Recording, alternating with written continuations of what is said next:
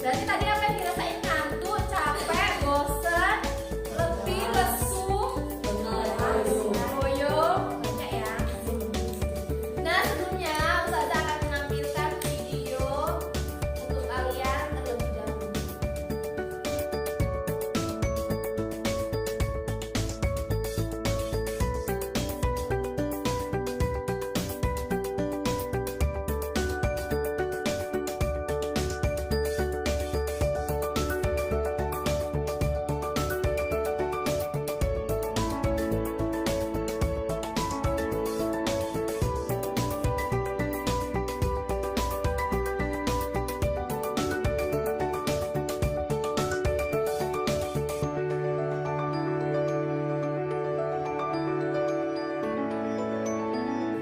Sudah menyimak semua videonya tadi ya.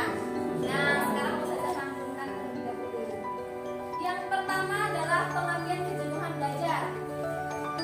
Apa arti jenuh? Bosan, jemu, ya, di mana sistem akalnya tidak dapat bekerja sesuai yang diharapkan dalam memproses informasi. Nah, ternyata ada beberapa faktor yang menyebabkan kejenuhan belajar itu terjadi. Yang pertama adalah apa? Tuntutan fisik. Tuntutan fisik ini seperti apa sih, Ustazah? Tuntutan fisik ini yang menyebabkan kejenuhan belajar. Misalnya kondisi lingkungan sekolah. Seperti apa? Sarana dan prasarana yang mungkin kurang memadai, ataupun mungkin ruangan kelas yang tidak nyaman untuk belajar, ataupun kondisi kelas yang mungkin tempat duduknya juga tidak nyaman, atau bisa jadi dari segi pencahayaannya. Banyak ya. Hal-hal tersebut bisa menjadi salah satu penyebab kalian mengalami kejenuhan belajar. Terus yang kedua ada tuntutan tugas. Kalau tuntutan tugas itu bisa menjadi penyebab stres setiap siswa sehingga mengalami kejenuhan belajar. Kenapa kok seperti itu? Apabila siswa diberikan tugas yang terlalu banyak atau tugas tersebut dianggap sangat sulit bagi siswa, maka akan menurunkan motivasi belajarnya. Iya atau enggak? Ya. Banyak nggak tugas yang susah? Banyak. Terus yang ketiga adalah tuntutan peran. Tuntutan peran itu seperti apa? Kalau tuntutan peran itu stres yang diakibatkan karena mungkin tuntutan dari sekolah, dari lingkungan, ataupun dari orang tua. Nah, karena anak ini merasa selalu dituntut, sedangkan kemampuan yang dimiliki itu tidak sebanding dengan yang dihasilkan, maka anak tersebut ujung-ujungnya nanti akan mengalami kejenuhan belajar, ya, karena mendapatkan tekanan dari sana sini, sedangkan kemampuannya itu tidak bisa dibandingkan kalau dengan kawan-kawannya yang lebih baik gitu ya. Terus yang terakhir adalah tuntutan interpersonal. Nah, tuntutan interpersonal ini sendiri dibagi lagi menjadi dua. Yang pertama apa, Nak? Personal social stressor. Maksudnya adalah penyebab kejenuhan belajar bisa terjadi karena dirinya sendiri maupun karena faktor sosial lingkungan. Terus yang kedua adalah academic stressor. Maksudnya kejenuhan belajar biasanya juga terjadi karena guru yang kurang bisa mengerti keadaan siswanya. Maksudnya cara mengajarnya mungkin sulit dipahami oleh anak-anaknya, sehingga materi yang disampaikan akan sulit dipahami. Pernah nggak kalian menemui seperti itu? Terus kalau misalkan kalian ada guru yang kalian tuh susah loh nangkep materinya, perilaku kalian akhirnya seperti apa? Bosan kan? Kalian nggak coba untuk bertanya atau apa ya, ada pendekatan lebih dengan gurunya? Takut ya?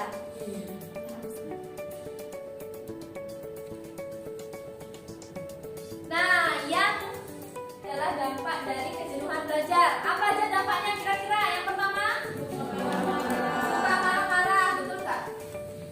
Betul nggak kira-kira? Betul. Terus yang kedua,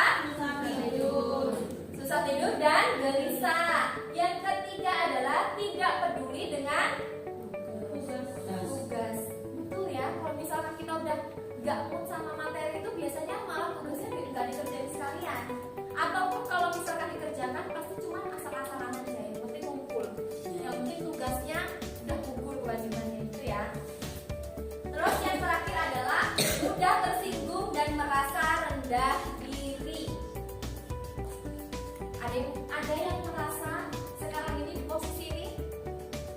Enggak. Atau ada juga yang biasanya seperti ini? Biasanya apa yang sering kalian ini rasakan? Marah-marah, sensi sama kawannya ya, udah tersinggung ya. Padahal kawannya nggak tahu apa-apa ya. Nah, selanjutnya adalah bagaimana sih cara menghilangkan kejenuhan belajar? Yang pertama yang dapat kalian lakukan adalah melakukan istirahat yang cukup dan mengkonsumsi makanan yang bergizi. Sudahkah kalian istirahat dengan cukup? Belum. Tidurnya minimal biasanya berapa jam? 8 kan? Nanti kalau 8 udah cukup berarti. Kurang tuh 8 jam masih kurang. Berapa biasanya? 4 jam. Kalau 4 jam 3 jam ya 4 jam sih kalau masih kurang ya. 6 lah ya. Oke. Nah, biasakan juga mengkonsumsi makanan yang bergizi. Jadi misalkan kalian ada uang lebih, jangan dijajakan semua. Karena apa? Kalian kan di sini hidupnya mandiri, harus bisa menjaga kesehatan sendiri kan. Paling tidak kalian itu menyediakan buah-buahan. Jadi sebelum makan itu, sebelum makanan pokok, makan buah-buahan dulu. Biar apa? Ada energi lebih, tidak mudah sakit. Ada yang seperti itu, yang sudah membiasakan diri mengkonsumsi buah-buahan, makan makanan sehat. Ada? Belum ya? Lebih fokusnya berjajan gitu ya. Terus yang kedua adalah membuat jadwal pelajaran agar lebih giat. Jadi kalau misalkan kalian merasa kalian tidak ada waktu untuk belajar atau belajarnya hanya sistem kebut semalam waktu PTS aja, kalian coba buat jadwal pelajaran, jadwal kegiatan untuk belajar. Paling tidak seminggu, dalam waktu seminggu itu kalian khususkan malam apa untuk fokus belajar terkait materi sekolah. Ya, bisa nggak kira-kira? Bisa? Bisa. Kalau misalkan enggak, kira-kira kendalanya apa? Capek, kayak udah nggak ada energi lagi untuk belajar. Udah lesu. Berarti ini sampai pondok udah langsung tidur semua ya? Biasanya gitu. Terus yang ketiga adalah penataan kembali lingkungan belajar. Nah, salah satu cara yang bisa kalian lakukan adalah misalkan di lingkungan kelas ini posisi tempat duduknya bisa dipindah supaya tidak bosan. Yang depan bisa pindah ke belakang, ya. Yang belakang bisa pindah ke depan supaya tidak ganggu-gangguan. Jadi kan kalau misalkan mau tidur, enak kan tidur pusat-pusatnya, jadi kayak lebih fokus gitu. Atau juga misalkan di lingkungan kamar kalian. Kalian biasanya kalau belajar di mana? Kalau di pondok? Kamar, di kasur ya? Ada nggak tempat khusus untuk belajar biasanya kalian lebih nyaman gitu? Di kasur. Kalau di kasur bukannya nanti tambah ngantuk ya? Iya kan, tambah ngantuk banget. Terus selanjutnya adalah memberikan motivasi belajar kepada siswa agar giat belajar. Meskipun sebetulnya motivasi dari orang lain itu tidak terlalu berpengaruh terhadap perubahan diri kalian. Karena yang paling bagus adalah motivasi dari dalam diri sendiri. Nah, bagaimana caranya kalian menumbuhkan motivasi dari dalam diri kalian? Susah kan? Susah. Makanya kalau misalkan ada orang yang memberikan motivasi kepada kalian, paling tidak kalian terima, ya. Meskipun itu tidak langsung terjadi perubahan dalam diri kalian. Terus yang selanjutnya adalah jangan menyerah. Dan yang terakhir adalah menumbuhkan mindfulness dengan teknik stop. Nah, teknik stop ini nanti yang akan Ustazah bahas dan Ustazah berharap kalian memperhatikan. Nah, ini dia. Apa itu teknik stop? Stop merupakan akronim yang terdiri dari beberapa huruf. Yang pertama adalah huruf S. S diambil dari kata stop yang mengandung makna berhenti. Kita coba untuk menghentikan segala aktivitas yang sedang dilakukan. Memberikan diri waktu 15 sampai 10 menit untuk menjeda dan menghentikan segala aktivitas yang sedang dikerjakan. Ya. Jadi kalau misalkan kita mulai jenuh, dalam belajarnya, coba kita kondisikan diri kita sendiri terlebih dahulu untuk stop atau berhenti dari segala aktivitas apapun. Ya, 5-10 menit. Fokus. Sekarang mulai fokus. Coba. Fokus. Tenang. Nah, setelah itu huruf T bermakna take a deep breath yang mengandung arti tarik nafas dalam. Nah, secara sadar kita rasakan nafas masuk dan keluar. Udara yang ditarik dan dialirkan ke tubuh merupakan sumber energi yang positif. Jadi dianalogikan, udara yang kita tarik itu merupakan energi positif, ya. Kemudian dikeluarkan lewat mulut, itu kita analogikan sebagai energi negatif. Nah, itu bisa dilakukan 3-5 kali. Coba kita praktekkan ya. Coba tarik nafas dulu. Tarik nafas lagi. Keluarkan. Batuk ya. Kita tarik nafas lagi.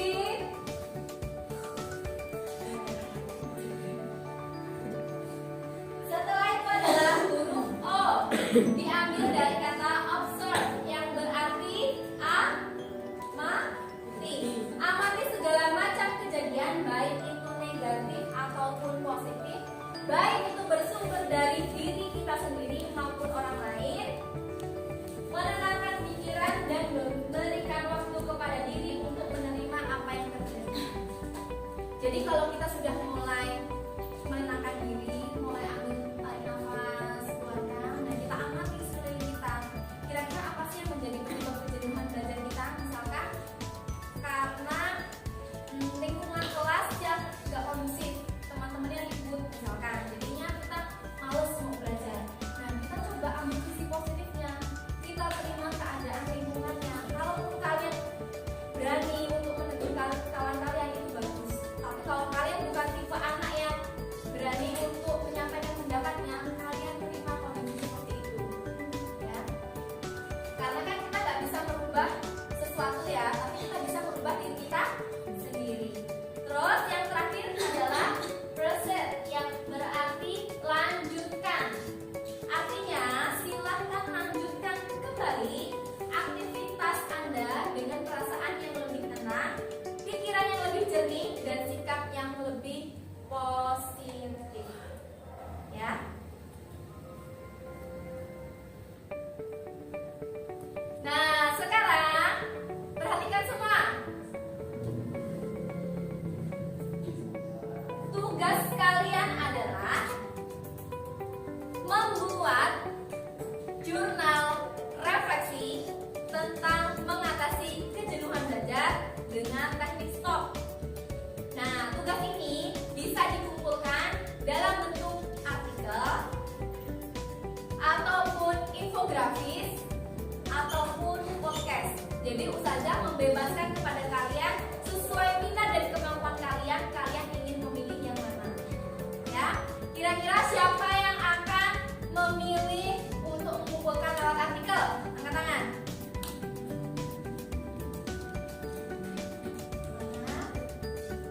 Yang ingin mengumpulkan lewat infografis, yang jago gambar, oke, infografis. Nah, yang terakhir, boleh kalau kalian mengumpulkannya melalui podcast. Siapa kira-kira yang berani untuk podcast? Oh ya, yang di belakang.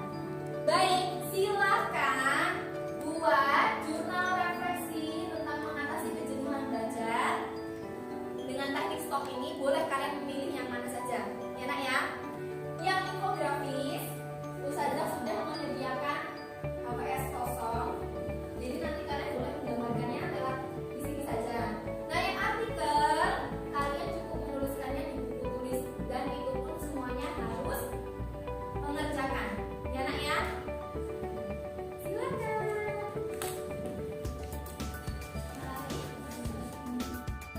Oke anak-anak semua, sesuai tugas yang sudah Ustazah jelaskan tadi, pada kesempatan kali ini kelompok yang akan menampilkan podcast maju terlebih dahulu.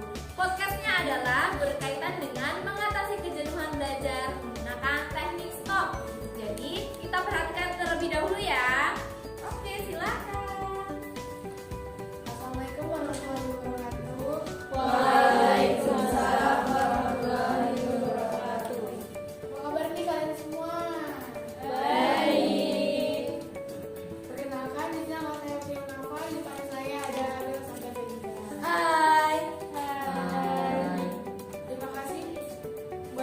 Ibel karena telah bersedia hadir di podcast saya kali ini. Nah, Ibel, saya punya beberapa pertanyaan tentang terkait mengatasi kejenuhan belajar.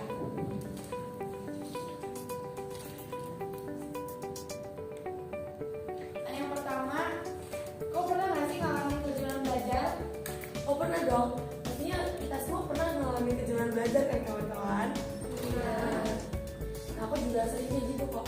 Pasti kita tuh kayak ngerasa bosan apa gimana gitu sama pembelajaran yang dikasih gitu. Nah, kalau boleh tahu apa sih dampak dari kejenuhan belajar itu kayak gimana?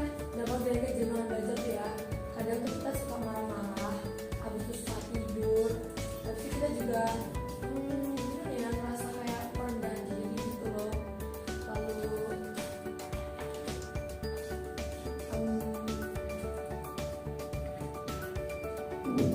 dan juga kita juga merasa kayak apa ya namanya, kurang fokus atau gimana gitu. Nah, kalau dari kamu sendiri nih, faktor penyebab dari kejenuhan belajar itu kayak gimana sih? Faktor penyebab dari kejenuhan belajar itu dari aku ada tuntutan fisik. Itu misalkan ya, kita tuh berada di ruang kelas itu misalkan nih kursi atau meja yang kurang nyaman ataupun kipas atau AC yang kurang dingin sehingga kita tuh jadi belajarnya gak fokus. Itu juga termasuk dari jadi kurang fokus belajar dan juga tidur dalam belajar.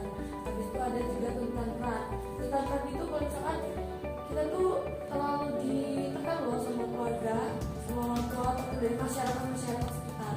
Habis itu ada tuntutan tugas. Tuntutan tugas itu biasanya kayak gurunya ngasih tugas yang terlalu banyak ataupun sulit yang bisa bikin kita tuh kayak stres, malas lah belajar. Jadi kita tuh bisa bosan dengan pelajaran itu ataupun pelajaran ini. Jadi kita bosan sama pelajaran yang kami. Habis itu ada interpersonal. Interpersonal itu juga ada personal social stressor, yaitu dimana kita tuh stres sama diri kita sendiri dan lingkungan sekitar. Habis itu ada academic stressor. Academic stressor itu disebabkan oleh misalkan nih guru yang memberikan materi ataupun contoh-contoh yang mungkin sama kita tuh kurang dipahamin. Mungkin kita tuh kayak bosan banget caranya untuk kita menyampaikan tuh bosan gitu loh. Nah, apa yang kau lakukan saat mengalami kejenuhan di dalam kelas? Jadi aku punya teknik stop, yaitu teknik stop itu ada artinya guys, yaitu S itu artinya berhenti untuk kayak beristirahat sejenak lah, 5 atau 10 menit untuk menenangkan pikiran ataupun beristirahat sejenak untuk gak pikir dulu. Habis itu ada T, yaitu take deep breath, yaitu kita tarik nafas dan keluarkan. Itu bisa bikin kita tenang biar kita tuh belajarnya lancar lagi. Habis itu ada O itu artinya adalah observe itu artinya mengamati lingkungan sekitar. Kayak misalkan kalau misalkan kita emang orang yang bisa menyampaikan, kan nggak semua orang nih bisa menyampaikan pendapat sendiri. Karena kalau kita bisa menyampaikan pendapat sendiri itu, misalkan ya ada teman yang berisik atau kenapa, kita bisa ngingetin ya, jangan berisik nih, kita lagi jangan berisik dong, kita lagi belajar di kelas, biar kita terfokus sama-sama. Kalau misalkan kita emang orangnya itu nggak bisa nyampein ya, terima aja di kelas apa yang ada di kelas tersebut. Habis itu ada P itu yaitu present itu artinya present itu artinya melanjutkan. Jadi kalau kita udah tenang, pikirannya udah enak, itu udah nyaman semuanya, kita lanjutin belajar kita supaya kita bisa mencapai materi selanjutnya. Nah, ini pertanyaan yang terakhir nih. Dari jawaban teman yang udah kamu jawab tadi, apa teknik yang udah kamu lakukan tadi udah berhasil? Udah dong, aku akhirnya udah ngerasain lumayan nggak jenuh lagi belajar karena ya emang poin-poinnya di situ. Jadi aku udah termasuk berhasil sih. Nah, itu teman-teman yang bisa kita sampaikan. Ya nggak apa-apa ya. Beri tepuk tangan untuk kawannya. Keren ya. Mungkin nanti kalau misalkan ada kesempatan lagi untuk podcast bisa nih adalah contohnya yang dua ini ya. Oke, silakan kembali ke tempat duduknya masing-masing. Itu dari tim podcast ya, sudah menampilkan hasilnya. Nah, sekarang dari kelompok yang mengumpulkan tugas lewat artikel, kira-kira siapa yang berani maju ke depan untuk menyampaikan hasil tulisannya? Dan yang akan membacakan hasil artikel yang sudah dibuat, silakan. Assalamualaikum warahmatullahi wabarakatuh. Waalaikumsalam warahmatullahi wabarakatuh. Mengatasi kejenuhan dengan teknik stop. Stop itu terdiri dari 4 kata, yaitu huruf S adalah berhenti atau stop. Maksudnya, kita itu memberhentikan aktivitas, tidak menerima atau sebelum musik pelajaran. Itu huruf T adalah tarik nafas atau take a deep breath. Maksudnya, itu kita tarik nafas yang dalam. Coba contohin tarik nafasnya, tarik nafasnya. Kayak hidungnya berhidung nanti kalau terlalu keluar. Nah, udara yang kita ambil itu membawa energi yang positif buat kita. Terus O itu mengamati atau observe. Maksudnya kita mengamati lingkungan sekitar tuh kita. Kira-kira apa sih penyebab kita tuh jenuh belajar gitu? Dari kayak tadi tes itu, fisik itu kita coba temennya. Kira-kira tesnya itu nggak ikut lagi gitu. Jadi kita biar bisa senang. Terus huruf P itu lanjutkan atau proses. Maksudnya kita kembali belajar atau melanjutkan kembali aktivitas dengan perasaan yang lebih tenang, santai. Terus faktor dari kejenuhan belajar itu ada 4. Yang pertama ada physical demands, yaitu tuntutan fisik.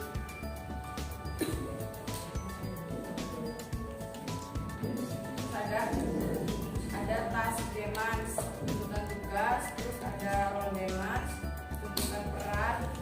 Terus ada interpersonal demands dan dibagi jadi 2, yaitu personal social stressor sama academic stressor. Terus ada juga dampak kejenuhan belajar, yaitu marah-marah, tidak tidur, gelisah, tidak suka ataupun dengan tugas sekolah, dan tersinggung, rasa rendah diri. Nah, terus ada juga cara menghilangkan kejenuhan dalam belajar, terutama istirahat yang cukup, mengkonsumsi makanan yang bergizi, membuat jadwal belajar agar lebih giat, penataan kembali lingkungan belajar, memberi motivasi terhadap diri sendiri. Terus jangan menyerah, menumbuhkan mindfulness dengan teknik stop. Beri tepuk tangan untuk kawannya. Silakan. Oke, ada yang mau menyampaikan lagi artikelnya? Cukup? Cukup. Yang infografis sudah selesai menggambarnya? Dan boleh ditampilkan yang sudah. Nah, boleh maju depan. Nah, tadi kan yang podcast sudah, artikel sudah. Nah, sekarang yang infografis. Nih, ini salah satu contoh hasil buatan kawan kalian. Bagus nggak kira-kira? Bagus. Gambarannya bagus ya? Bagus. Nah, mungkin boleh dijelaskan. Ini maksudnya apa nih? Oh, ini tangan seperti ini stop. Maksudnya ada keterangannya juga. Berhenti ya. Terus yang ini apa kira-kira? Jadi tarik nafas, Oh. masuk energi positif. Kalau dikeluarin itu energi negatif. Oh, gitu nih contoh gambarnya. Oke, kreatif. Terus? Kalau ini kayak lebih ke tenang dan menerima keadaan, karena sini juga ada jelasannya. Kalau emang misalkan keadaan di sekitar kita itu kita nggak bisa menegur, ya kita terima aja dengan tenang kayak gitu. Selanjutnya di sini ada gambar yang ini untuk melanjutkan aktivitas dengan berpikir yang positif.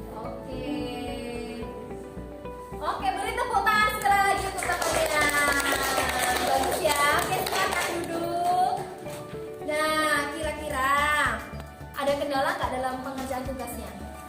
Enggak ya. Nah, adakah yang ingin bertanya terkait materi yang sudah Ustazah sampaikan pada siang hari ini? Kira-kira ada yang ingin bertanya? Oke, silakan. Nah, tadi kan ada yang dampak dari kejenuhan dari pembelajaran saat pembelajaran kita. Ya. Di situ kan ada yang dampak dari ngerasa rendah diri. Gimana sih caranya biar kayak ngerasa nggak rendah diri, kayak biar ngerasa kalau kita bisa nerima diri kita sendiri dalam pembelajaran itu. Oke, bagus ya pertanyaannya. Gimana sih caranya supaya kita tidak rendah diri? Jawabannya simpel sebetulnya. Apa? Belajarnya lebih aktif, lebih ceria, lebih melibatkan diri dalam lingkungan kelas. Kalau kita diem terus pasif, maka mindset kita adalah udahlah aku nggak bisa. Ayo nak, siapa yang mau maju? Udahlah kayaknya aku nggak bisa, kawanku aja. Ya nggak? Kira-kira seperti itu nggak? Tapi kalau kita berusaha aktif, mau itu salah atau benar, itu bukan menjadi penilaian mutlak. Karena guru pun juga selain menilai secara angka, tapi nilai keaktifan itu juga nilainya, jadi lebih mengaktifkan diri. Oke, bagus pertanyaannya. Nah, kira-kira siapa yang berani menyimpulkan dari kegiatan hari ini? Siapa yang berani menyimpulkan dari seluruh materi yang sudah Ustazah sampaikan? Kesimpulannya adalah kita dapat memahami pengertian dari teknik stop. Stop itu ada 4 huruf. Yang pertama